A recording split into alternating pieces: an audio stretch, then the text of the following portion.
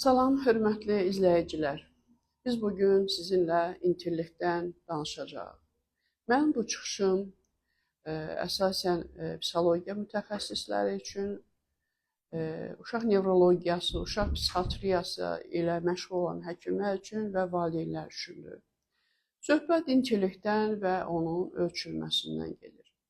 Son dövrlərdə yaxşı halda ki, Azərbaycanda fəaliyyət göstərən adlarını çəkdiyim sahənin həkimləri valideynlərdən öz övladlarının intellektini testləşdirməsini istəyirlər. Yəni, onların müalicəsində yeni müalicə dərmanları təyin eləmək üçün intellektinin hansı səviyyədə olduğunu öyrənmək istəyirlər və bununla bağlı konkret olaraq WIC adlı bir testdən keçirmək təklif edirlər.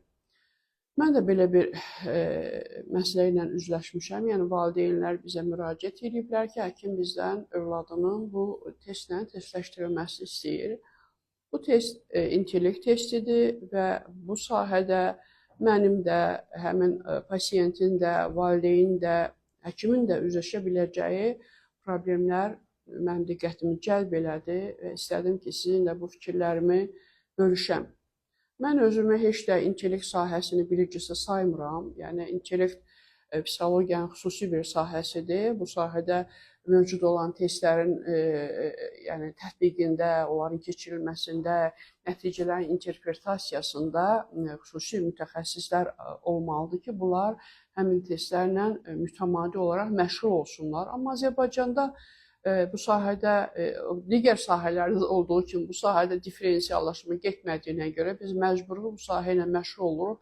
Eyni zamanda ümumiyyətlə psixoloji xidmət sahəsində fəaliyyət göstərən insanlar əgər intellekti testləşdirə bilmirlərsə, onlar bu sahədə əliyalındırlar. Yəni, intellekt elə bir anlayışdır ki, insanın nəqli səviyyəsinin göstəricisidir. İstər məktəbə qədər yaş dövründə, istər məktəb dövründə, bu cümlədən məktəb psixoloqları da intellekti testləşdirməyə bacarmalıdırlar. Amma bugün burada vəziyyət biraz başqa cürdür. Mən ayrı-ayrı insanlarla, valideynlərlə də, həkimlərlə də bu sahədə söhbətlərim olub fərdi qaydada. Amma vəziyyətin artıq ciddiləşdiyini düşünərək qərara gəldim ki, öz bilgilərimi sizinlə bölüşəm. Gəlin əvvəl baxaq görə intellekt özü nədir? İntellekti anlayışı altında nələr başa düşülür? Güzəranımızda, yəni məişətdə biz intellekti ağıl kimi, yəni əqli imkanlar kimi təsəvvür edirik. Bu həqiqətən də belədir. Intellekt insanın idrak proseslərinin hansı səviyyədə olduğunu, hansı səviyyədə problemli situasiyaları həll etdiyini, yəni üzləşdiyi, akademik sahədə üzləşdiyi məsələləri necə həll etdiyini göstərən bir anlayış deməzdim, bir imkanlar toplusudur, qabiliyyətlər toplusudur. İntellektin ölçülməsi, təcrübəsi klassik psixologiyada, klassik tədqiqatlarda deyərdim ki, aparılan araşdırmaların ilkin yerində durur. Yəni, hələ 19-cu əsrin 30-cu illərindən başlayaraq 70-ci illər arasında Francis Halton tərəfindən İngiltərənin zadəgan ailələrinin nəsilləri üzrə onların haqqında məlumatlar toplayırdı və öz dövründə yaşayan həmin nəsillərin varislərinin intellekt səviyyələrini ölçmək üçün o öz metodikasını yaratmışdı və həmin dövrdə də, yəni Almaniyanın Leipzig şəhərində yaradılan laboratoriyada da bu proseslər sonralar davam elətdirildi. Haltonun yaratdığı test nümunələri sadə test sorğularından ibarət idi. Bunun ardınca 19-cu əsrin sonlarında, ortalarında desək daha doğru olar, yəni Ebbinghaus tərəfindən hafizənin ölçülməsi cəhdləri oldu, çox da uğurla nəticələndi. Onun ardınca Alfred Binet tərəfindən öz qızları üzərində müəyyən araşdırmalar aparıldı və test şkalaları yaradıldı və sonralar bu şkalaları Simonla birlikdə daha da təkmilləşdirildi. İlk dəfə ümumiyyətlə bu testin formulası Stern tərəfindən verildi. Stern testi ölçmək üçün iki anlayış arasında fərqlərin ölçülməsini vacib hesab elədi. Burada birinci fərq xronoloji yaş, İkinci fərq isə ağıl yaşı arasında götürülməlidir. Yəni uşağın pasport yaşı və ağıl yaşı arasında fərqlər ölçülməlidir ki, məsələn 4 yaşında, 5 yaşında, 6 yaşında uşağın ağıl yaşı hansı səviyyədə olmalıdır, amma hansı səviyyədədir hazırda. Bunun ardınca ümumiyyətlə elə 19-cu əsrin sonunda ilk dəfə Mekin Kettel tərəfindən onun məqaləsində test anlayış işlədildi. Ardınca 20-ci əsrdə Anthauer'in, Spearman'in, Terstone'un, Guilford'un, Raven'in və başqalarının testləri işlənildi.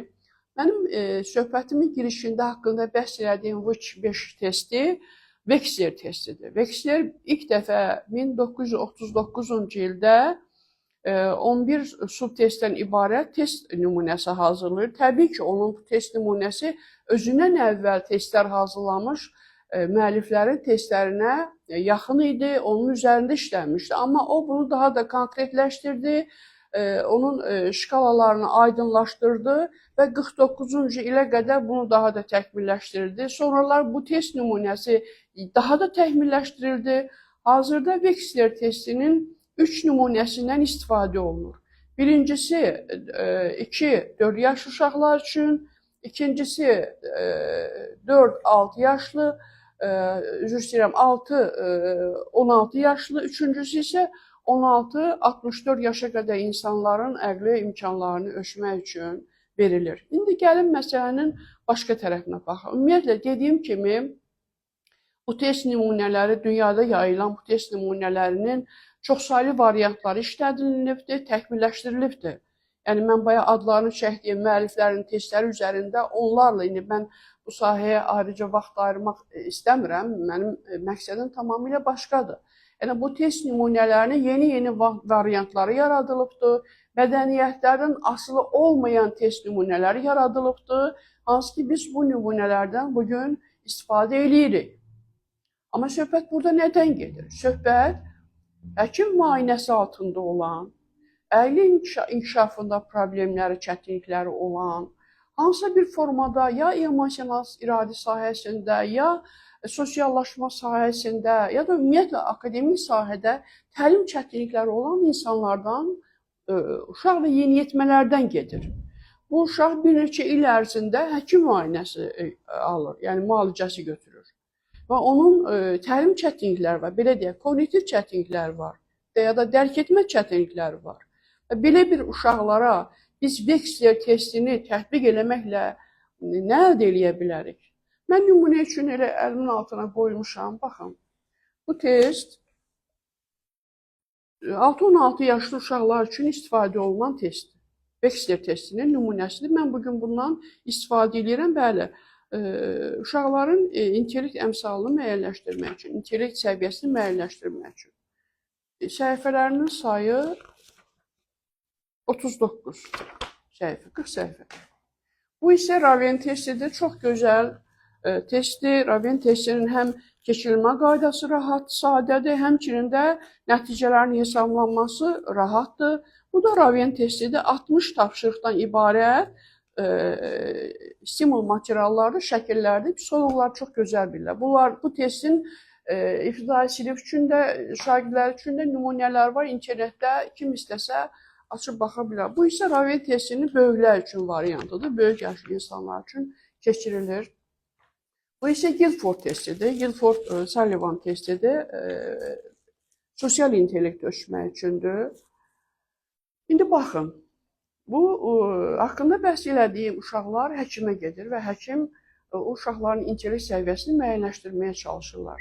Əgər biz bu testlərlə uşağın intellektini ölçürüksə, onun daha çox bioloji intellektini ölçmüş oluruq.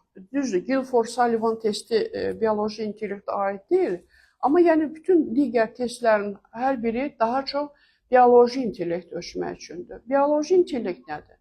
Bioloji intellekt, bayaq dediyim kimi, Haltonun test nümunələrindən başlayaraq 21-ci əsrə qədər psixologiya elmində hazırlanmış məktəblərdə, müxtəlif iş müəssisələrdə tətbiq olunan test nümunələridir. Yəni bu test nümunələri əsasən bioloji intellekti ölçür. Amma insanın təkcə bioloji intellekti yoxdur axı. Keçən əsrin 60-cı illərindən sonra aparılan tədqiqatlar çox gözəl nəticələr verilib. Xüsusilə 80-cı illərdə David Goleman tərəfindən irəli sürülən yeni nəzəriyyə, sosial intellekt nəzəriyyəsi göstərdi ki, insanlar heç də həmişə özlərinin bioloji intellekt səviyyəsini bacarığa çevirə bilmirlər. Yəni əqli imkanlarını bacarığa çevirə bilmirlər. Əksinə, biz bu məsələlərlə tez-tez üzləşirik. Məktəblərdə bəzən 3-4 qiymətlərlə oxuyan şagirdlər məktəb təhsilini başa vurduqdan sonra həyatda, praktik fəaliyyətdə, biznesdə daha çox uğur qazanırlar. Nəinki əla qiymətlərlə oxuyan şagirdlər. Mən heç də onu demək istəmirəm ki, bioloji intellekt bizə lazım deyil. Qətiyyən. Mən onu demək istəyirəm ki, İnsanın bioloji intellektinin, yəni intellekt İQ tanıdığımız intellekt əmsalının yüksək göstəricisi heç də o insanın cəmiyyət üçün, dövlət üçün tam o səviyyədə yararlı olduğunu və olacağının göstəricisi deyildir. Və ona görə də müasir dövrdə insanlar daha çox bioloji intellekt səviyyəsinə görə deyil, sosial və emosional intellekt səviyyəsinə görə qiymətləndirilirlər. Mən öz təcrübəmdə nə edirəm? Əgər həkim valideyndən övladının Veksler testi ilə yəni onun intellektin ölçülməsi istəyirsə, mən bir qısa qeydlə onu deyim ki, güman edirəm, ehtimalım var ki, ola bilsin hansısa bir tədbirdə, hansısa bir beynəlxalq simpoziumda hardasa bu Veksler testindən istifadə etmək təcrübəsi haqqında danışılıbdır. Ola bilsin bizim həkimlərimiz də buna əsaslanırlar. Mən bilmirəm bu fikir hardan yaranıbdır. Amma mənim gəldiyim qənaət odur ki, biz xüsusilə problemi olan şagirdlərin intellekt səviyyəsini bu testlərlə ölçməklə kifayətlənə bilmərik. Bunun üçün bizim başqa test nümunələrimiz də var və başqa yollar da var. Ona görə mən həmin yaş səviyyəsinə uyğun olan bu testlər içərisindən müəyyən bir subtestləri seçirəm. Bu subtestləri əlavə sosial intellekt üçün mühüm olan yaş səviyyəsinə uyğun sorğu materialları ayırıram. Təbii ki, seçdiyim nümunələrin hər birinin həmən bölmə üzrə balların hesablanması əsas götürülməlidir. Yəni, konkret, məsələn, Veksler testində məlumatlılıqdır, anlamaqdır, riyazi anlayışlardır və s. Əgər mən uşağı, həmən pasiyenti yaxşı tanıyıramsa, bir neçə ildir biz o ilə işləmişiksə, təxminən bilirəm ki, bu uşağın xronoloji yaşı tutaq ki, 6 yaşdırsa, amma əslində bu uşağın psixoloji yaşı, ağıl yaşı 4 yaşdır. Bəzən də bəlkə 3 yaşdır. Ona görə həmin yaşa uyğun seçirəm, qrafikləşdirirəm, nəticələrini hesablayıram və həkimə də bu cürə tövsiyə göndərirəm ki, bu uşağın bioloji yaşı üzrə intellekt yaşı bu yaşdır, amma uşağın digər sosiallaşma imkanları var. Həmən intellekt nəticələrində qrafikdə yazıram, əsaslandırıram ki, bu uşaq doğrudur, yüksək səviyyədə intellekt göstəricisi olmasa belə, sosial sahədə, yaradıcılıq sahəsində, müxtəlif xidmət sahələrində uğur əldə eləyəcək bir səviyyədədir. Çünki o gözəl münasibətlər qurur, gözəl empatiyası var və s. və ilaxır. Yəni, burada hər bir uşağın, yeniyetmənin digər göstəricilərini də nəzərə almaq lazımdır. Və bu mənada birinci fikrim budur ki, əgər biz məktəb təlimində çətinliyi olan şagirdlərin intellekt səviyyəsini ölçmək istəyiriksə, bu məsələyə çox ehtiyatlı və peşəkarcasına yanaşmalıyıq. Və həkimlərdən də xahiş edirəm ki, bu uşaqları elə bir rəsmi yerlərə göndərsinlər ki, bu rəsmi yerlərdə o uşaqlar haqqında hansı qənaətə gəlmək lazımdır, necə yanaşmaq lazımdır, o barədə dəqiq cavab ala bilsinlər. Amma bilavasitə sən valideyn uşağının 5 testindən keçir və nəticələrini gətir deyərək o uşağın gələcəyini təyin olunan dərmanların təsirini belə yəni nəzərə almamaq əlbəttə bu doğru yanaşma olmazdı. İkinci bir məsələ ondan ibarətdir ki, hazırda artıq məktəbdə çalışan müəllimlər də, psixoloqlar da, valideynlər də intellekti, çoxsaylı intellekt haqqında qismən məlumatlıdırlar. Bilirsiniz ki, artıq Govard Gardnerin çox tipli, yəni çox faktorlu intellekt nəzəriyyəsi məşhurdur. Bu intellektin üzrə əsasında hazırlanmış çoxsaylı test nümunələri var. İngilis dilində, rus dilində, səhv eləmirəmsə türk dilində də o testin keçirilməsi üçün onlayn variantlar var.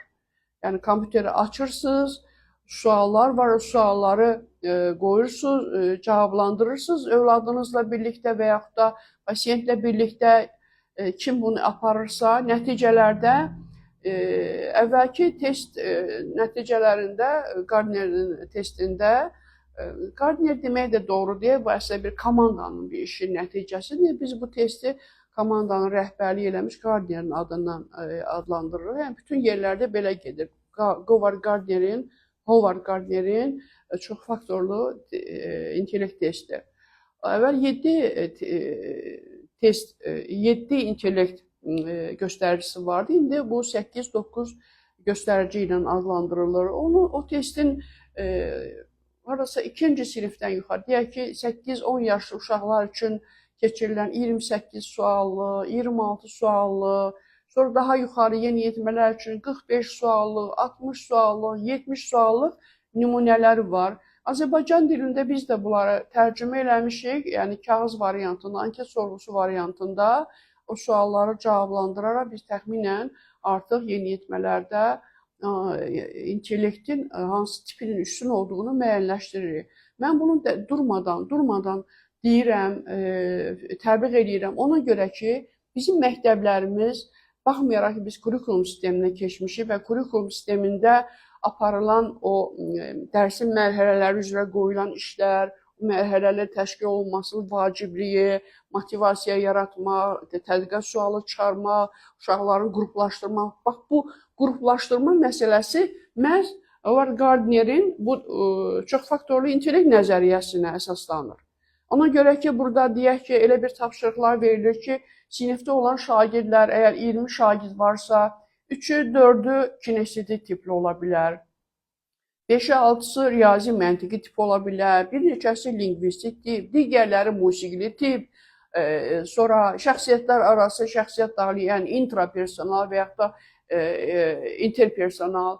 Yəni, bu testlərə görə, bu intellekt tiplərinə görə qruplaşmanın aparılması həmin şagirdlər tərəfindən həm tapşırıqların yüksək səviyyədə işlənməsinə kömək edir, həmçinin də şagirdə həmin sahə üzrə yatıb qalmış, gizlidə qalmış daxili psixoloji resurslarını inkişaf etdirir, özünü qiymətləndirmə artır, özgüvənliyi artır ki, bəli, mən bunu başqalarından daha yaxşı eləyə bilirəm. Tutaq ki, yüksək səviyyədə riyazi qabiliyyətləri olan şagird, məntiqi riyazi tipli şagird, digər yoldaşı, sinif yoldaşı kimi yaxşı şəkil çəkməyə bilər. Və yaxud da yaxşı idman hərəkətlərini, yaxşı psixomotor hərəkətləri yerinə yetirməyə bilər. Ona görə də, bax, bizim təhsilimizdə, xüsusilə ibtidai təhsildə bu yaradıcı sahənin inkişaf etdirilməməsi həmin sahə üzrə intellekt tipi yüksək olan şagirdlərin bacarıqlarının kölgədə qalması ilə nəticələnir. Hələ də biz belə şagirdlərlə üzləşirik ki, məktəblərdə ibtidai sinif müəllimləri daha çox vaxt çatışmazlığını, müxtəlif dərsliklərin çətinliyini, orada verilən problemlər üçün daha çox vaxt lazım gəldiyini əsas gətirərək, mən deyərim bəzi hallarda bəhanə eləyərək təsvir incəsənət dərslərini, texnologiya dərslərini, fiziki tərbiyə məşğələlərini keçirmirlər. Əgər özlərində, bu dərs saatları olan özlərindədirsə, bu dərslər keçirilmir. Beləliklə, bizim məktəbdə təhsil alan şagirdlərimizin intellekt tipinə görə üstün olmalı olan bacarıqlar da gizlində qalır. Onlar riyazi məntiqi tipli, lingvistik tipli şagirdlərindən daha aşağı qiymətləndirilir və özlərində olan o özünü qiymətləndirmələr də aşağıya düşür. Beləliklə gördüyünüz kimi bugün artıq insana, onun intellektinə, onun imkanlarına, potensialına elə yanaşılır ki, məktəbdə heç bir şagird özünü aşağı səviyyəli hesab eləmir. Heç bir şagird özünü gərəksiz, lazımsız hesab eləmir. Müəllimlərin lazımsız tənqidlərinə məruz qalmır. Əgər məktəb psixoloqları siniflərdəki şagirdləri, yəni bu testi mən elə bilirəm ki, tapşırıqlar verilsə, valideynlər də öz uşaqlarını evdə testləşdirə bilərlər müxtəlif yollarla. Əgər başa düşürəm 1000 nəfər şagirdin testləşdirilməsini aparmam psixoloq üçün çətindir. Amma sinif rəhbərləri də burada məsuliyyət daşıyırlar. Əgər sinif rəhbərinin əlində öz rəhbərlik elədiyi sinifin şagirdlərinin, lap istəyir 30 şagird olsun, intellekt tipi üzrə xəritəsi olarsa, əgər o bilərsə ki, mənim sinifimdə olan bu 30 şagirdin 8 şagirdin də riyazi məntiqi tip üstündür, bu qədər şagirdin də lingvistik tip və yaxud verbal tip, deməli, məkan tipi üstündür və s. və ilə. Digər tərəfdən bu nəyə görə yaxşıdır? Bu ona görə yaxşıdır ki, artıq hələ ibtidai sinifin sonundan valideyn də, müəllim də təxminən bilir ki, mənim övladım və yaxud şagird gələcəkdə hansı peşə sahəsində daha çox uğur qazana bilər. Bu sadə məsələ deyil, əzizlərim. Bu elə bir məsələdir ki, insan öz enerjisini özünün təbii quruluşuna uyğun olaraq, təbii quruluşunda cərəyan edən daxili psixi enerjinin sərf olunması üçün düzgün fəaliyyət sahəsində olmalıdır. Burada düzdür, temperament tipi də var, rolu da var, xarakterində, ümumiyyətlə fərdi quruluşun da rolu var. Amma fərdi quruluş, biz təkcə bu anlayışlarda kifayətlənmirik fərdi quruluşda. Burada qabiliyyətlər bilavasitə idrak prosesləri ilə əlaqəlidir. Yəni, əgər biz şagirdi özünün intellekt tipinə uyğun sahəyə yönəldə bilsək, o ömür boyu öz sahəsində çox rahat enerji sərf eləyəcək, çox rahat fəaliyyət göstərəcək və özünün sağlamlığının da qayğısına qala biləcək. Biz melanxolik tipli adamı sürətli iş tələb edən sahələrə və yaxud da əksinə coşqun tipli, xolerik tipli, sanqvinik tipli insanları sakit bir oturaq sahələrə yönəldiriksə, biz onun sağlamlığına zərbə vurmuş oluruq. Ona görə də görürsünüz, orqanizm o qədər vəhdətdə, o qədər harmonik, o qədər belə bir-biri ilə çox gözəl bir qurulub ki, beyin mərkəzlərinin quruluşundan başlayaraq bütün orqanizmin quruluşu sanki bir ağac kimi, bir canlı kimi, bizə necə görünürsə, bax bu cürə vəhdətdədir. Biz insanın başını ayrı, ayağını ayrı, qollarını ayrı təsəvvür edə bilərikmi? Eləyə bilmərik. Amma biz insanlara, məktəbdə şagirdlərə bu cürə yanaşırıq. Onların intellektinə ayrı yanaşırıq, onların davranışına ayrı yanaşırıq. Yəni, bu ayrılıqda yanaşmalarımız bizə şagirdlər haqqında düzgün qiymətləndirmə aparmağa imkan vermir. Əgər bir uşağın davranışında problem varsa, bu davranışın problemi deyil. Bu artıq düşüncədən, formalaşmış motorika, psixomotor sahədən, formalaşmış emosional sahədən yaranan bir nəticə, davranış nəticədir. Davranış bir hərəkət aktıdır. Görürsünüz, yəni bu məsələlərdən danışanda biz psixologiyanın dərinliklərinə getməyə məcbur oluruq və psixologiya budur, psixika budur. İnsanın gerçək varlığı budur. Mən düşünürəm ki, hər bir insanın sevilmək, qəbul olunmaq, qorunmaq, müdafiə olunmaq, qarşısına qalınmaq haqqı var. Əgər söhbət xüsusilə uşaq və yeniyetmələrdən gedirsə, əgər biz onlara bu cürə diqqətlə, qayğı ilə anlayaraq, onların imkanlarını qiymətləndirərək yanaşsaq, cəmiyyətdə bu qədər problemlərimiz də olmaz və bu sahədə ən çox məsuliyyət daşıyan yenə də ailədir, valideynlərdir və əlbəttə ki, təhsil sistemidir, məktəbə qədər təhsil müəssisələri və məktəblərdir və hər birinizdən xahiş edirəm, psixologiya elminin bu imkanlarından yararlanın. Psixologiya elmində hazırda mövcud olan ölçmə üsullarından, yararlanın ki, biz insanları düzgün qiymətləndirək, düzgün dəyərləndirək, onları öz imkanlarına uyğun düzgün istiqamətləndirək. Mən belə nəticəyə gəlmişəm ki, hər həftənin 5-ci günü, cümə günü çox bizim müsəlman dünyamız üçün də uğurlu bir gündür. Sizinlə psixologiyanın müxtəlif sahələrindən söhbətlər eləyəm və bu işi sistemli şəkildə eləyəm. Çalışacağam ki, mütəmadi olsun. Ola bilər arada bəzi günlər hansısa bir səbəbdən görüşlərimiz olmaya da bilər. Amma çalışacağam ki, artıq sistemli şəkildə psixologiya haqqında sizə biliklərimizi bacardığımız qədər çatdıraq. Gələn növbəti həftənin 5-ci günü mən ilk də görüş olaraq psixika haqqında danışacağam. Psixika, idrak, şuur və bu anlayışlar arasında fərq, ümumiyyətlə psixologiya elmi nəyi öyrənir, niyə biz hər birimiz psixologiya elmini öyrənməliyik. Psixologiya mütəxəssisləri daha dərin, daha əhatəli, amma digər insanlar hər biri özünü tanımaq, özünü dərk etmək və özünün həyatda uğurlarını təmin etmək üçün bu biliklərlə tanış olmalıdırlar. Hər birinizə xoş gələcək arzulayıram, hər birinizə azad ruh arzuluyuram və arzu edirəm ki, çətinlikləriniz olmasın. Olarsa həmişə biz sizin yanınızdayıq. Sağ olun.